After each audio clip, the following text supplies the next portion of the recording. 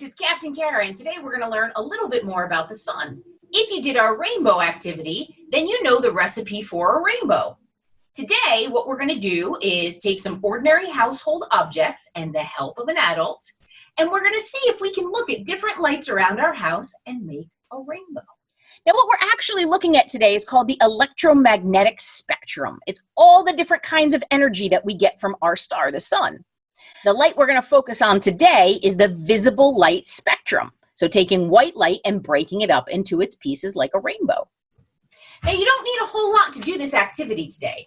You only need a cardboard tube. It could be any old kind, paper towel, bath tissue, any old kind of cardboard tube that you can find. You also are going to need some aluminum foil, and you're going to need scissors and tape. And there's one more thing you're going to need, our special magical ingredient. The magical component that makes this work, like the water droplets in our rainbow, is a special kind of plastic called diffraction grating. And as you see, as I hold it up to the light, you see kind of a rainbow sheen to it. Now, it's okay if you don't have any diffraction grating. Your folks might have something in the house that might work just as well as that. This is a CD. And if you notice, when I hold it up to the light, it does the same thing. So if there's an old CD that your folks have lying around the house, maybe it's scratched, it doesn't work anymore, they don't use them anymore, we can use this to make our project. So grab your scissors and make a shallow scratch across the label side of the CD. You have to be able to see through the CD in order to use it as an eyepiece. Now, you don't want to scrape it back and forth because then you won't have a clear eyepiece to look through. So all you're going to do is use tape to rip up that label in an area that's just about as big as the end of your tube that you're using.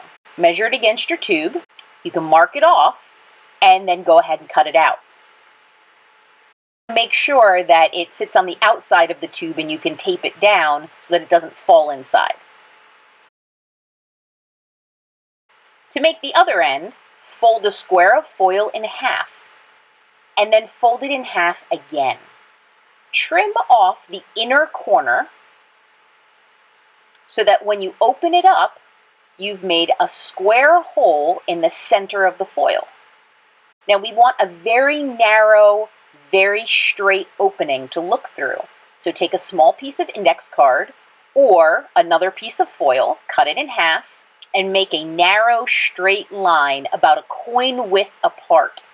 You're going to tape those two pieces down because that'll reinforce your opening and help to keep it from ripping. The side you just taped will go against the other end of the tube. Wrap the foil around the tube so that it stays on pretty securely, but don't fasten it yet. If you have diffraction grating, you'll use foil just like this to put it on the eyepiece end instead of your CD. On each of these devices, I have two ends. On the one end, I have my eyepiece, which is either my clear CD or my diffraction grating, and on the other end, I have a little slit that I aim up towards the light. And so I'm going to hold it up, and I'm just going to look up towards the light like this, and I see a rainbow inside. And now, before I tape down, I want to turn it back and forth until I see the widest rainbow that I can see on the sides. And so that's where I'm going to actually tape the tube around because that's the position I want it to stay in.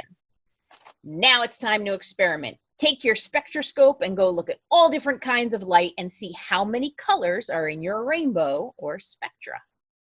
Some screens might only have 3. The sun puts out the whole rainbow. But keep in mind, you shouldn't look directly at the sun. It's okay to look at light outside or to look through a skylight or something like that.